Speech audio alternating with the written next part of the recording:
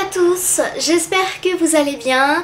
Donc aujourd'hui je vais vous faire un petit top 10 du printemps sur mes vernis préférés, voilà, pour le printemps. Donc j'ai beaucoup de Kiko et un petit peu d'autres marques.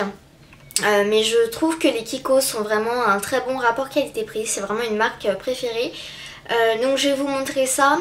Je vous ferai aussi peut-être un top 10 de mes rouges à lèvres gloss pour le printemps. Je sais pas encore, si ça vous intéresse, dites-le moi en barre de commentaires. Donc voilà, j'ai essayé d'en sélectionner 10, 3, 6, 9, j'en ai 12, mais bon, hein, on va dire que c'est un top 10 parce qu'il y en a un qui se ressemble, il y en a même deux qui se ressemblent. Donc après c'est dans des marques différentes, comme ça à vous de, si ça vous intéresse, de les retrouver. Je vous mets aussi les liens des sites où vous pouvez retrouver ces vernis, ou les magasins tout simplement. C'est que des magasins connus, voilà, assez accessibles. Donc je commence tout de suite. Alors je vais finir par les Kiko parce que c'est vraiment la marque qui a le plus. Donc c'est parti tout de suite.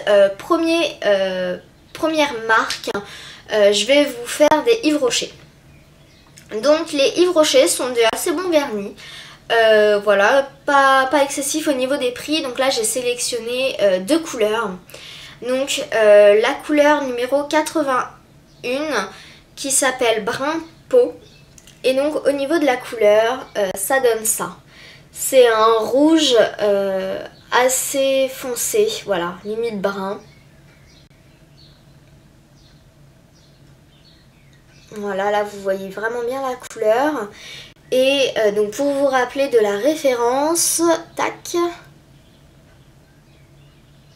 voilà, c'est Brun Peau. Retrouvez son nom de toute façon en barre d'informations.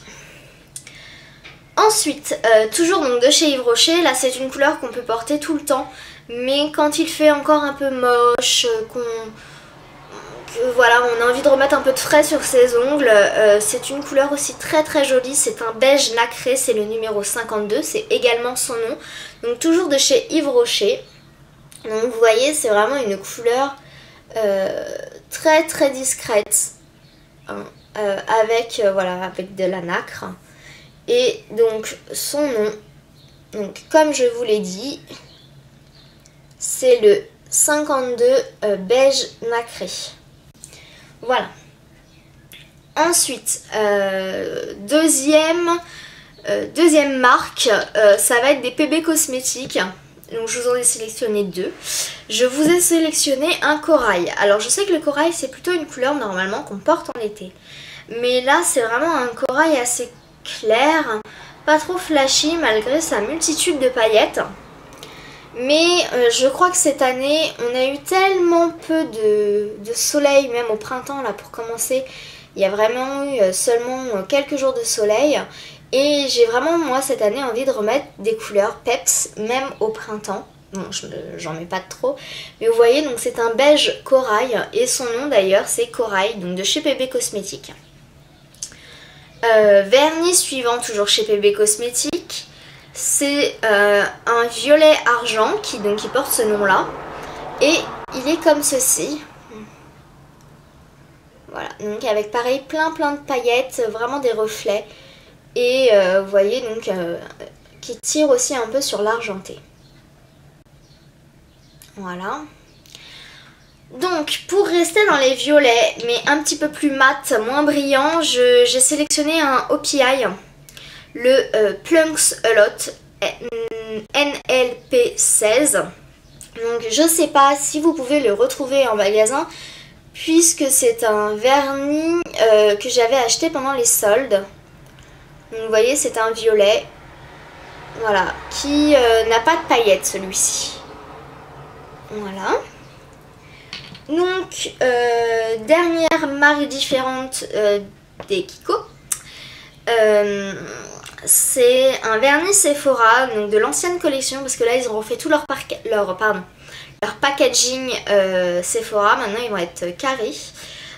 Donc son nom c'est Dinner for Two, donc c'est le L05, je vais essayer de vous montrer son nom.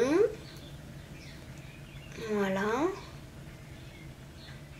Et donc comme vous pouvez le voir, c'est un rose pétard. Un rose bien flash. Voilà. Il est encore plus flash, hein. Il n'est pas fluo, on dirait un petit peu comme ça, mais voilà, c'est un joli rose. Ensuite, donc on passe au Kiko où là j'en ai 5. Donc pour rester en fait un qui lui ressemble vraiment beaucoup à ce vernis Sephora, c'est un Kiko de la collection Satin Nail Lacquer. Donc c'est la collection qu'ils avaient sorti pour Noël. Donc avec le coffret. Donc c'est le numéro 413. Donc par contre celui-ci je ne pense pas que vous pourrez le retrouver. Voilà. Donc c'est un rose comme ceci. Voilà. Ensuite, donc je finis vite puisque j'ai plus de batterie. Donc pareil, dernière collection de chez Kiko, les Mirror Nail Lacquer. Donc là moi j'ai pris le numéro 630. Donc c'est un rose. Alors j'ai pas encore réussi à l'appliquer puisqu'il faut avoir des ongles très lisses. Des très beaux ongles et moi sur moi ça donne pas grand chose. Voilà. Donc voilà ce que ça donne. Et donc c'est le 630. Vernis suivant, c'est un violet mat. On dirait un vieux violet en fait. C'est le numéro 318. Voilà, donc il est comme ceci.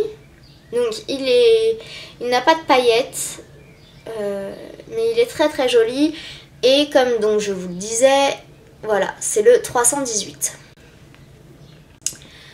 Avant-dernier vernis, toujours un rose, c'est le vernis 234. Donc celui-ci par contre, voilà, il est plein de paillettes nacrées.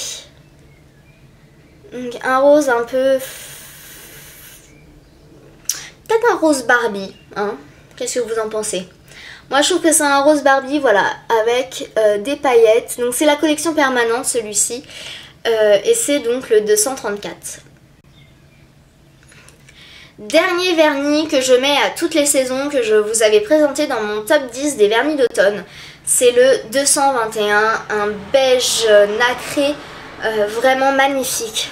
Et celui-ci, je vous l'avais dit d'ailleurs en automne, que je pense que vraiment à toutes les saisons, il est simplement magnifique quand vous voulez quelque chose de discret. Donc vous voyez, il est nacré. C'est pas des paillettes, hein, c'est comme de la nacre. Voilà, magnifique. Et donc c'est le 221. Voilà. Donc vous dites, elle me fait un top 10 et elle porte pas de vernis. C'est parce qu'en fait, je me suis cassé un ongle. Vous voyez comme je vous montre là. Et il est vraiment très très court. Donc en fait, je les laisse un peu repousser histoire qu'ils retrouvent un peu leur longueur. Et en ce moment j'applique le soin que j'avais acheté l'année dernière, qui est le Héroum, le durcisseur extra fort. Je leur fais pas la cure où je dois mettre une couche, deux couches et je l'efface avec du dissolvant et je remets. Mais tous les 3-4 jours je le fais, enfin voilà, j'en enlève, j'en remets. Comme ça, là, comme ils repoussent, ils vont peut-être être un peu plus forts. Et puis j'ai l'intention de mettre un peu de sous de côté, d'aller chez une prothésiste angulaire. Je crois que c'est ça qu'on dit, hein. Ouais. Pour qu'elle me fasse un remplissage en fait. Donc je pense que je vous ferai une petite vidéo quand je le ferai pour vous expliquer ce que c'est. Donc voilà, ça coûte 50 €. Enfin bon, bref, je le ferai quand...